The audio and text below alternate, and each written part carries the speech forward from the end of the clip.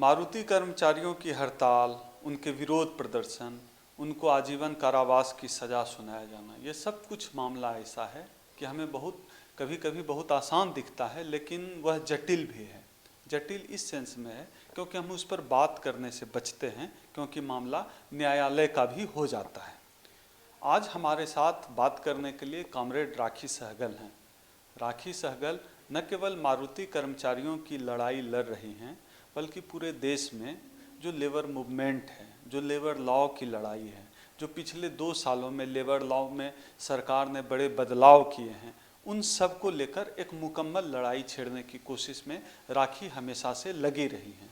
आज राखी से हम जानने समझने की कोशिश करेंगे कि इस पूरे मूवमेंट को आप कैसे बढ़ा रही हैं। एक तो मारुति कर्मचारियों का जो मसला है, उनकी जो पूरी लड़ाई है, उसको हम लोग कैसे समझें, एक आम भाषा में हम लोग, आम दर्शक उसको कैसे समझे उस पूरी लड़ाई को।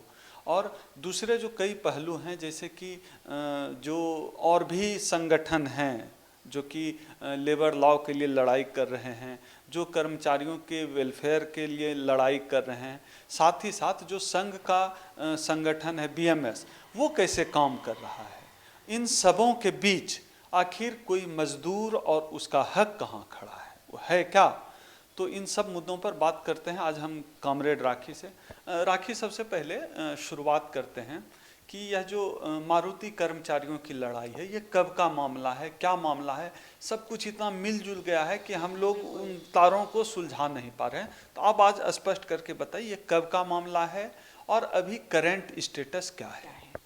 ये मामला एक्चुअली 2011 से छिड़ा तो उससे पहले है, क्योंकि मारुति में जो मज़दूरों की हालत थी काम के स्थल पर, बहुत ही दयनीय स्थिति थी। तो उन्होंने जो है पहले तो कंपनी को कंप्लेन करने की कोशिश की। उनकी वहाँ जब सुनवाई नहीं हुई, ऐसे ऐसे मुद्दे होते थे कि उनको लीव नहीं मिलती थी। किसी के फादर की डेथ हो गई तो उनको बोलते हैं कि अब तो वो मर गया है, जब शिफ्ट ख़त्म होगी तब तुम घर चले जाना। किसी का बच्चा हो रहा है, उसको उसके लिए लीव नहीं। तो अगर आप लीव लेते थे तो बहुत भारी संख्या में मात्रा में आपके सैलरी से कटौती होती थी।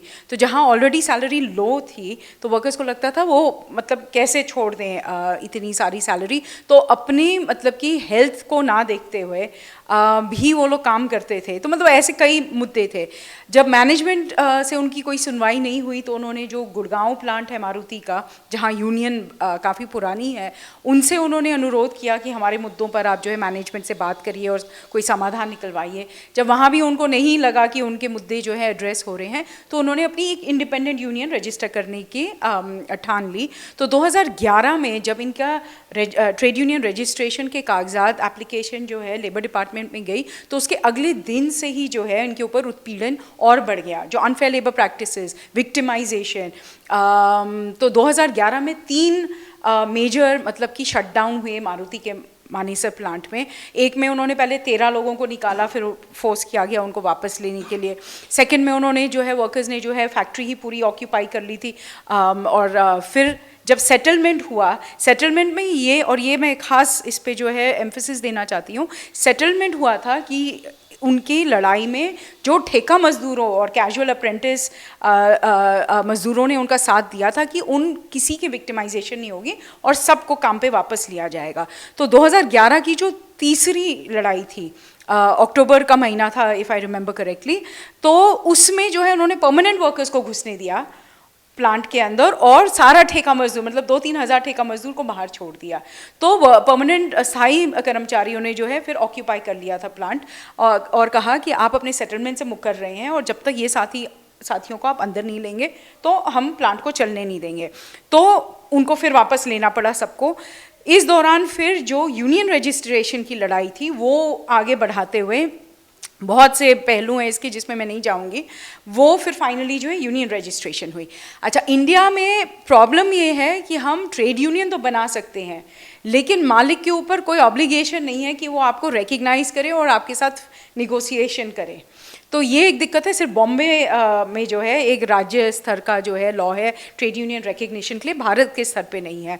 तो मैनेजमेंट कर क्या रही थी कि इनको मीटिंग के लिए बुलाती थी, और ऑलरेडी जो लंबी लड़ाई चली थी 2011 में, उसकी वजह से वर्कर्स और लीडरशिप में थोड़ी दूरी आ गई थी।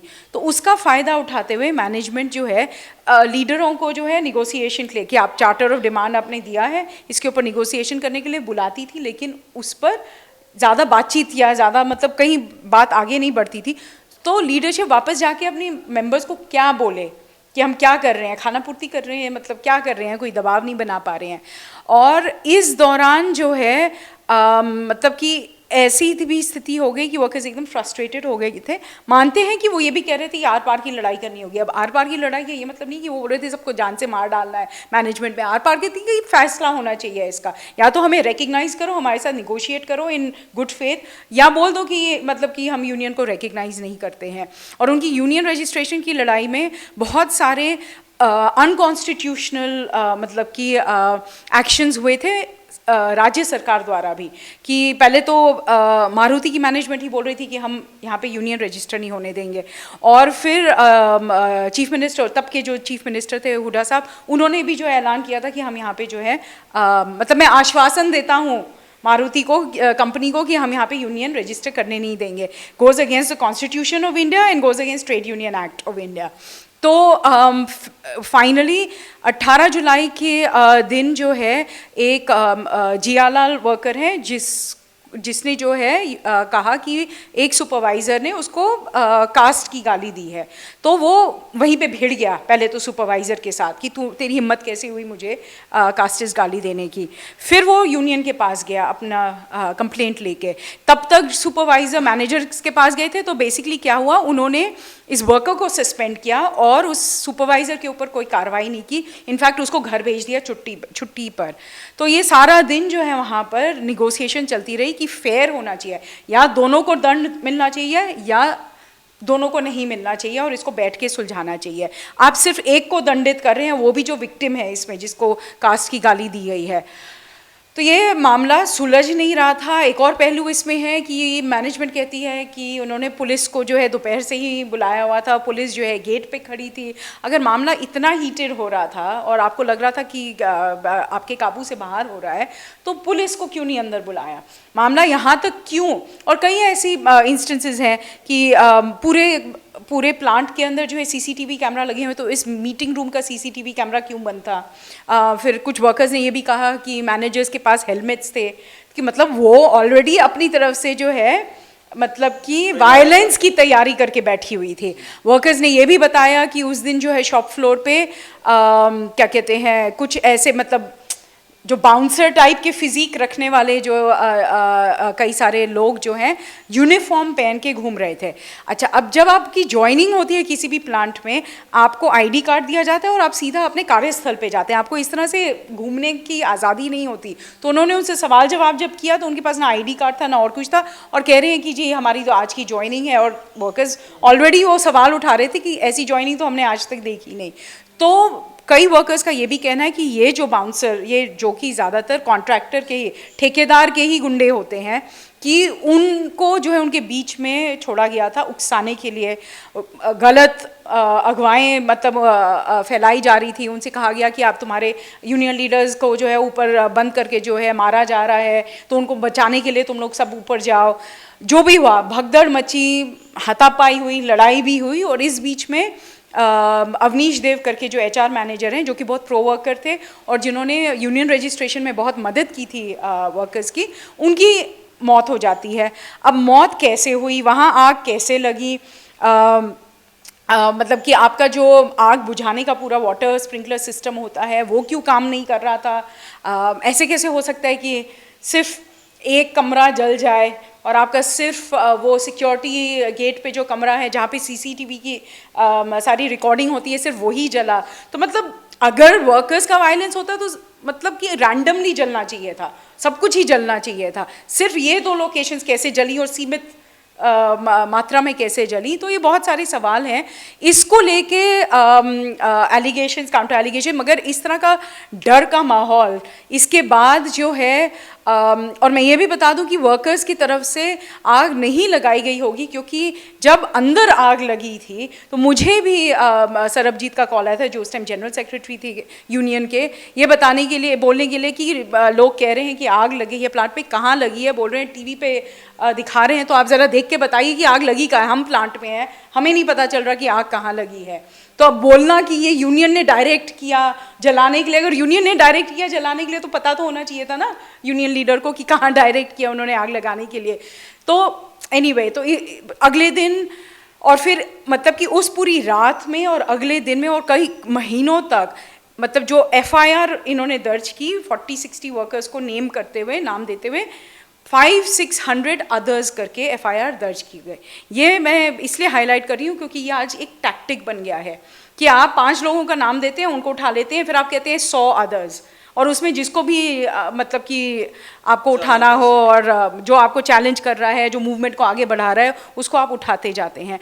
तो anyway, in total finally 147 workers को जो है, 147 वर्कर्स को इन्होंने जेल में भरा, जो कि 4 साल के बाद 117 लोगों को बरी कर दिया गया। अभी जो जजमेंट आई थी 18 मार्च को, और जिसमें से जो 34 बचे थे उसमें से 13, जिसके अंदर 12 यूनियन लीडर और एक वो जियालाल जिसकी एक्चुअल कंप्लेंट थी, उनको उन्होंने जो है आजीवन कारावास की सज़ा सुनाई है।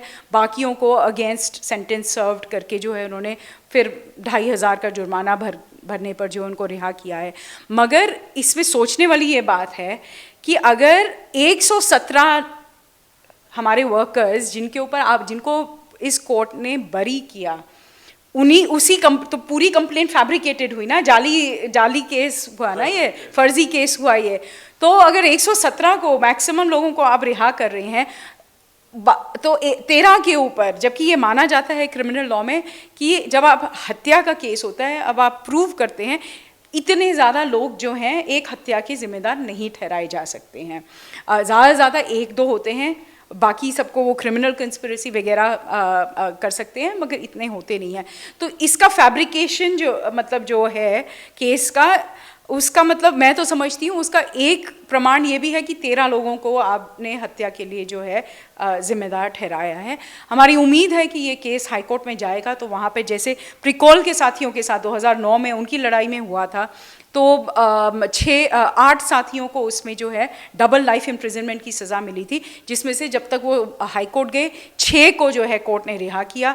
2 जो प्रिकॉल के साथी हैं उनका भी सुप्रीम कोर्ट में मामला जाएगा, वो अपील करने के लिए जा रही हैं। माननीय कोर्ट के फैसले पर टिप्पणी न करते हुए मैं अगला सवाल आपसे यह पूछता हूँ राखी, कि ये जो अभी जो देश में लेबर लॉ जो चल रहे थे, फैक्ट्रीज एक्ट हो या चाइल्ड लेबर एक्ट हो या जितने हैं, तो सब कुछ में क्या परिवर्तन आया है पिछले दिनों जो सरकार बदली 2.5 साल पहले, उसके बाद क्या ये लॉ में कुछ परिवर्तन आया है, या उसी स्थिति में लॉ काम कर रहे हैं, या फिर संभावना है कि कुछ और परिवर्तन आएंगे?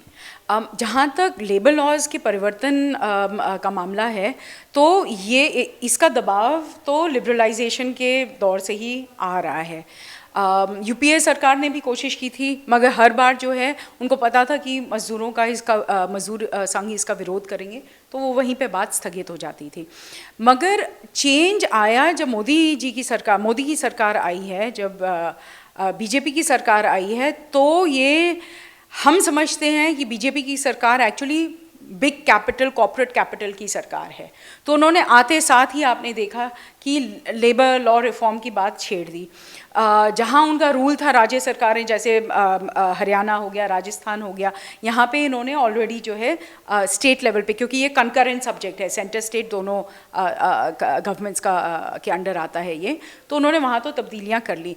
अब इन्होंने क्या किया है कि जो सारे सेंट्रल लेवल के लेबर लॉज हैं उनको 4 कोड में वो जो है समेटने की कोशिश कर रहे हैं। तो एक तो वेजेस को लेके हुआ, एक इंडस्ट्रियल रिलेशंस को लेके हुआ, अभी एक उन्होंने ड्राफ्ट डाला है पब्लिक डोमेन में सोशल सिक्योरिटी को लेकर, जिसको अभी हम पढ़ रहे हैं, और एक है जो ऑक्यूपेशनल सेफ्टी और हेल्थ को लेके वो जो 4 कोड्स में जो है वो करना चाहते हैं। हम भी मानते हैं कि 60 सालों में 65 सालों में जो है बहुत सी जैसे डेफिनेशन कि कौन वर्कर है कौन नहीं है अलग अलग एक्टों में मतलब कि वो अलग तरीके से परिभाषित किया गया है, तो इन सबको सिंप्लीफाई करने की ज़रूरत है, इन सबको कंसिस्टेंट करने की ज़रूरत है।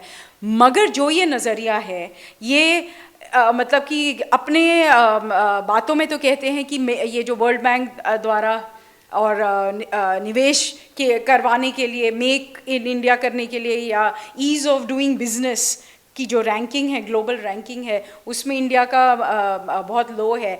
तो ये सारे एक्सक्यूज़ देते हैं कि लेबर लॉज, अगर एक्चुअली फैक्चुअली देखें तो जिस तरह से लेबर लॉ को नज़रअंदाज करके उनको उनकी इम्प्लीमेंटेशन को नज़रअंदाज करके और actually turning a blind I towards it मतलब किया है इन्होंने, तो वो तो ऑलरेडी लेबर लॉज काम नहीं कर रहे हैं। तो लेबर लॉज कहाँ से दिक्कत हो गए आपके इन्वेस्टर्स के लिए या make ease in India doing business? आप इंफ्रास्ट्रक्चर को नहीं देख रहे हैं, आप अपने टैक्सेशन लॉज को नहीं देख रहे हैं, आप बहुत कुछ ऐसी चीज़ों को नहीं देख रहे हैं, मगर आपका सारा का सारा फोकस जो है वो लेबर पर है।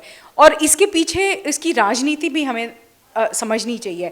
जैसे जो हमारे दलित आदिवासी कॉमरेड्स हैं जो कि भूमि अधिकरण के खिलाफ आवाज़ उठा रहे हैं या और किसी अपने हक के हनन के खिलाफ आवाज़ उठा रहे हैं, तो वैसे ही लेबर मूवमेंट एक ऐसी थ्रेट दिखती है इस गवर्नमेंट को, क्योंकि आप जहाँ संगठित हो जाएंगे और इतनी भारी मात्रा में आप संगठित होते हैं तो वो ऑलरेडी जो है गवर्नमेंट को एक लोकेशन ऑफ थ्रेट लगती है। तो न्यूलिबरल लॉज जो इस कंट्री ने अडॉप्ट किए थे बाकी पिछली गवर्नमेंट्स ने भी, उससे ऑलरेडी आप जो है ठेकेदारी प्रथा देखिए आज 70-80% आ गई है। औरतों के लिए काम के स्थल पे जो प्रोटेक्शंस होनी चाहिए वो तो ना के बराबर है आज के दिन भी। इक्वल पे मिलता नहीं है औरतों को, ना ही ठेका मजदूर को। तो इस तरह से आपने ऑलरेडी जो आपको चेंजेस लेबर लॉ में लाने थे तो एक्चुअल प्रैक्टिस में तो आप ले ही आए हैं। तो ये जो दौर है लेबर लॉ रिफॉर्म्स का, एक लेवल पे तो वो उन इलीगैलिटीज़ को लीगल करने की एक एक्सरसाइज है, एक प्रक्रिया है। दूसरा अभी हम देख रहे हैं और भी गहराई से एक्सेस टू, देखिए एक डबल मूवमेंट है इनके लेबर लॉ रिफॉर्म में, जो कि आप एनवायरमेंटल लॉ में देख लीजिए, आप लैंड एक्विजिशन लॉ में देख लीजिए, वो एक लॉजिक जो है सभी लॉ रिफॉर्म्स में दिख रही है कि आप एक्सेस टू लॉ गरीबों के लिए या मज़दूरों के लिए उसको और भी डिफ़िकल्ट करते जा रहे हैं। और एक तो वो कर रहे हैं, तो क्या कहते हैं जो लेबर लॉज हैं उसका जो डबल मूवमेंट में समझाने की कोशिश कर रही थी कि वर्कर को क्रिमिनलाइज किया जा रहा है। ठीक, जहां आपने आवाज़ उठाई आपके ऊपर लॉ एंड ऑर्डर का केस करके आपके ऊपर मर्डर का चार्ज लगा के, राइटिंग विद क्रिमिनल कंस्पिरेसी का चार्ज लगा के आपको जेल में भर रहे हैं। तो इंडस्ट्रियल रिलेशंस फ्रेमवर्क से निकाल के आपको, सिविल लॉ फ्रेमवर्क से निकाल के आपको क्रिमिनल लॉ के अंडर आपको ट्रीट किया जा रहा है और प्रोसेस किया जा रहा है। ऑन दी अदर हैंड जो लेबर लॉ रिफॉर्म्स आप देखेंगे उसके अंदर जितनी भी क्रिमिनल पेनल्टीज थी एम्प्लॉयर्स मालिकों के ऊपर, उसको आपने हटा दिया है। तो मालिक जो मर्जी करे, वो आपका मर्डर भी कर दे, वो फाइन दे के जो है निकल सकता है। आप बस अपने हक के लिए आवाज़ उठाएं, आपको जो है वो किसी भी कारण जो है जेल में भर देंगे। तो ये डबल मूवमेंट समझना बहुत ज़रूरी है कि जहां आप अपने हक की आवाज़ के लिए आवाज़ उठाएंगे, चाहे आप मजदूर हो, दलित हो, आदिवासी हो, मुस्लिम हो, महिला हो, कुछ भी जो भी अल्पसंख्यक मतलब कि समूह से आप हैं, अगर आप उनकी डोमिनेंट हिंदुत्ववादी विजन में और बिग कैपिटल की विजन में आप फिट नहीं होते हैं, तो उनके पास एक ही रास्ता है, आपको जेल में भर देंगे, सड़ते मरते रहिए, आपको कौन पूछने वाला है। अभी 2 दिन पहले मुझे मॉल में पता चला कि सरकार ने जो है वो सिक्योरिटी जो गार्ड हैं उनकी सैलरी में 37% बढ़ावा किया है, तो स्वागत योग्य कदम है। लेकिन अभी यह भी पता चला है कि मॉल वालों ने बड़ी संख्या में कर्मचारियों की छटनी कर दी है। तो इसको कैसे देखें सर? तो ये तो गुड़गांव में जहाँ मैं ऑर्गेनाइज करती हूँ वहाँ पर भी हुआ था। वहाँ पे जो हमारे एक्सपोर्ट गारमेंट की कंपनियाँ हैं, उन्होंने वहाँ मज़दूर को मतलब मिनिमम वेज, न्यूनतम वेतन भी नहीं मिलता है, और उनको जो है 8 घंटे के न्यूनतम वेतन ऐसे देते हैं कि जो न्यूनतम वेतन होता है वो 8 घंटे के लिए होता है, दिया वो उनसे 10-12 घंटे का काम कराते हैं और फिर वो न्यूनतम वेतन देते हैं। तो एक्चुअली आप 4 घंटे या 2 घंटे जो है फ्री में काम दे रहे हैं मालिकों को। तो जब गुड़गांव में गारमेंट इंडस्ट्री ने रिवाइज्ड मिनिमम वेज, जो कि हर 6 महीने में रिवीजन होता है, वो लेने की कोशिश की और उसको इम्प्लीमेंट कराने की कोशिश की, तो और जब राज्य सरकार का ऐलान भी हुआ तो भारी मात्रा में वहाँ से उन्होंने जो है वर्कर की छटनी की। अब मॉल वाले भी, जैसे आप कह रहे हैं सिक्योरिटी गार्ड्स, तो ये एक तरह से प्रेशर बनाने के टैक्टिक्स है गवर्नमेंट के ऊपर। इनका लॉजिक होता है कि जी हमारे पास इतना मुनाफा नहीं है कि हम जो है वेतन बढ़ा दें। आपके पास इतना मुनाफा नहीं है कि आप मजदूर का वेतन बढ़ाएं, लेकिन आप मैनेजर्स और सीईओ का वेतन देखें तो वो मतलब कि 40% ज़्यादा होगा मजदूरों के जो बढ़ोतरी होती है उससे ज़्यादा। उसके लिए आपके पास पैसा है और मुनाफा है, लेकिन मज़दूरों को जो है एक डिग्निफाइड रिस्पेक्टफुल लाइफ जीने के लिए जो वेतन की ज़रूरत है, मिनिमम वेज तो वो भी नहीं करता, लेकिन आप minimum wage is not the same as living wage, ठीक है। तो मिनिमम वेज एक बेसिक है कि आपकी फिजिकल सर्वाइवल वाला वेज है बेसिकली, वो भी आप देने के लिए राज़ी नहीं हैं। तो इसमें तो आप जो क्लास स्ट्रगल है वो तो आप देख ही सकते हैं और समझ ही सकते हैं कि इसके पीछे सोच क्या है। राखी, आप प्रगतिशील विचारधारा की हैं, और तो यह सवाल भी बनता है, थोड़ा राजनीतिक सवाल भी पूछ लेता हूं कि अभी उत्तर प्रदेश में योगी आदित्यनाथ सीएम बने हैं, एंटी रोमियो स्क्वाड ये नया जो है दल बना है, इसके बारे में आपका क्या विचार है? देखिए, ये तो जितनी भी हमारी राइट विंग फोर्सेस हैं उनको लगता है कि देश का विकास तभी होगा जब सारी औरतें जो हैं घर में घूंघट करके जो है बैठेंगी। उनको एक तरफ अगर मजदूर एक थ्रेट लगता है तो एक इंडिपेंडेंट अपनी विचार रखने वाली औरत भी उनको जो है एक थ्रेट महसूस होता है। तो ये औरतों की आज़ादी, उनकी सेक्सुअलिटी, उन सब को कंट्रोल करने का एक उनका प्रयास है, मगर हमें नहीं लगता कि ये प्रयास जो है सफल होगा, और हम तो यही कोशिश करेंगे कि ये बिल्कुल सफल ना हो, क्योंकि हम जब औरतों के लिए आज़ादी मांगते हैं या किसी भी समूह के लिए आज़ादी मांगते हैं, हम यही समझ के आज़ादी मांगते हैं कि हम सब स्वतंत्र हैं अपने डिसीजंस लेने के लिए। आपको हमारे डिसीजन से कोई प्रॉब्लम है तो बातचीत करके उसको सुलझाइए या इम्प्रेस करिए हमें कि आपकी पोजीशन क्यों सही है और हमारी क्यों गलत है।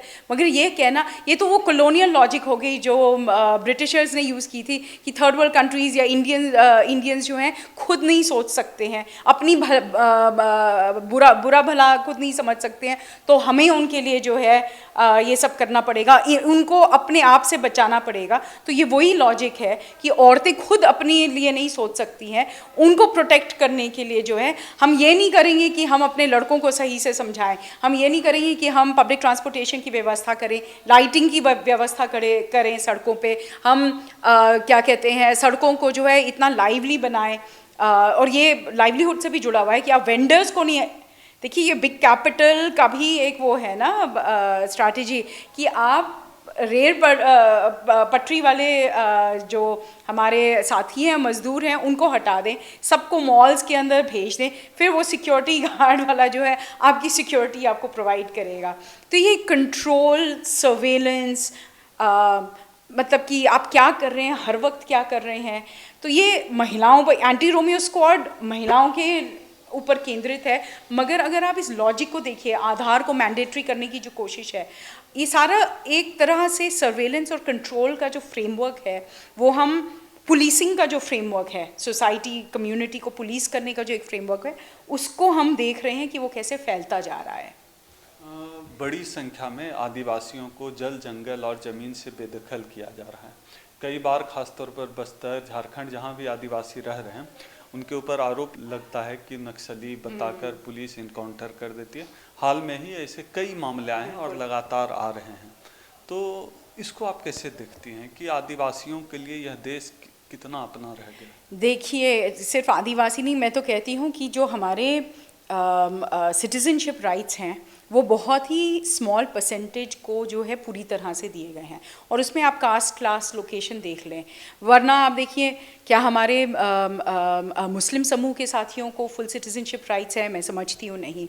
औरतों को क्या है? नहीं। दलित आदिवासी समूह को क्या फुल सिटीजनशिप राइट्स है? नहीं। तो ये उसी श्रृंखला में जो है और इसका तो सीधा सीधा जो है बिग कैपिटल से जुड़ाव है। देखिए, इसमें ये भी समझना होगा कि अभी जो पूंजीवादी पूरा जो एक फ्रेमवर्क है, जो स्ट्रक्चर है, उसका जो एक क्राइसिस का लेवल है वो ऐसा है कि अदरवाइज कहते हैं ना कि capitalism is a self रीजेनरेटिंग structure and system and framework. ऐसा नहीं है। तो जहाँ तक खदानें हुए, खनिज हुए और ज़मीन हुई जिसके नीचे ये सारे माइंस और मिनरल्स हैं, तो उसके ऊपर काबू कॉर्पोरेट कैपिटल का करवाने के लिए जो है गवर्नमेंट उनके ऑलमोस्ट एजेंट की तरह जो है काम कर रही है। और ये सारी डेवलपमेंट्स में जो है आपको एक कॉन्टिन्यूटी, वही लॉजिक अलग अलग तरीके से जो है उभर के आती है। मगर हमारे दलित आदिवासी साथियों ने जो है बहुत जम के लड़ाई की है, करते भी आ रहे हैं। अभी इतनी लंबी 12 साल की पॉस्को की लड़ाई के बाद जो है पॉस्को को फाइनली जो है ये देश छोड़ के जाना पड़ रहा है। वो अपनी ज़मीन जितनी भी उन्होंने ली थी वो वापस करने का ऐलान किया है उन्होंने। तो 12 साल लग गए। कितने साथी इसमें मरे, हमारे आदिवासी साथी कितनों की इसमें मौत हुई है।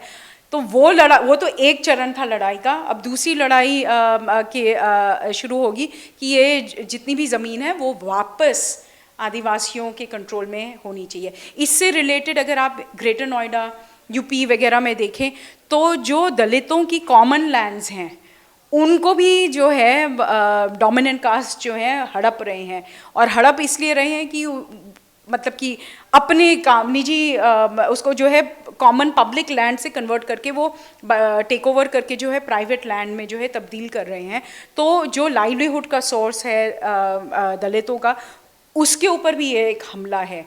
तो जहाँ तक ज़मीन की बात होती है, आप शहरों में देख लीजिए, मिडिल क्लास को यहाँ सिंगापुर चाहिए और लंदन और बीजिंग चाहिए यहाँ पर। तो उसके लिए जो है जितने हमारे मार्जिनलाइज्ड वर्कर्स हैं जिनको और कहीं एम्प्लॉयमेंट नहीं मिलती है, काम नहीं मिलता है, और जो अपने आप को जो है अपने घर चलाने के लिए कुछ काम, और वो प्रॉबेबली जो है हमारे माल्या वगैरह जैसे या अदानी अंबानी ऐसे ज़्यादा टैक्स मतलब कि ये लोग जो है इनडायरेक्ट टैक्सेस देते होंगे, लेकिन फिर भी कहते हैं क्योंकि बनी तो ये सड़कें और पेवमेंट जो है इस पे अमीर अपनी गाड़ियाँ ज़रूर खड़ी कर सकते हैं और वो अपने घर के बाहर एक्सटेंड कर सकते हैं, लेकिन कोई एक गरीब उसके ऊपर अपनी जो है स्टॉल लगा ले या कोई भी काम के लिए जो है थोड़ी सी भी जगह मांग ले तो वो जो है it becomes illegal and criminal. तो इसमें अगर हम क्लास पर्सपेक्टिव नहीं देखते हैं तो वही मैं कह रही हूँ ना कि ये सारी जो है सिटीजनशिप राइट्स जो है बहुत कम, मतलब 2-10% लोगों के लिए है, और ये पूरी व्यवस्था उनको अमीर करने के लिए बन रही है, और जो उस विजन में फिट नहीं होते हैं उन सबको जो है खदेड़ के निकालो। आपने आवाज़ उठाई तो आप देशद्रोही हो गए, आप नक्सली हो गए। सबसे बड़ा हथियार इनके पास है कि आपको नक्सली बोल देते हैं, स्टेट ऑफ एक्सेप्शन क्रिएट कर देते हैं। मतलब स्टेट ऑफ एक्सेप्शन क्रिएट करने का मतलब है कि रूल ऑफ लॉ सस्पेंड हो सकता है। तो जैसे नॉर्थ ईस्ट में आप आफ्स्पा लगाते हैं, कश्मीर में आप आफ्स्पा लगाते हैं, ऑक्यूपाई करते हैं। मज़दूरों की लड़ाई में आप सेक्शन 144 लगा देते हैं कि वो कहीं अपने उद्योग के आसपास जो है फटके भी नहीं प्रोटेस्ट करने के लिए। तो ये इसमें एक हम कॉमनैलिटी देख सकते हैं कि बिग कैपिटल और उसके साथ स्टेट का, राज्य का और सरकार का क्या रोल है। और राखी ये सब कह रही हैं, लेकिन प्रधानमंत्री तो कह रहे हैं कि देश बदल रहा है। देश बदल ज़रूर रहा है, मगर देश बदलने का मतलब ये नहीं है कि देश अच्छे के लिए बदल रहा है।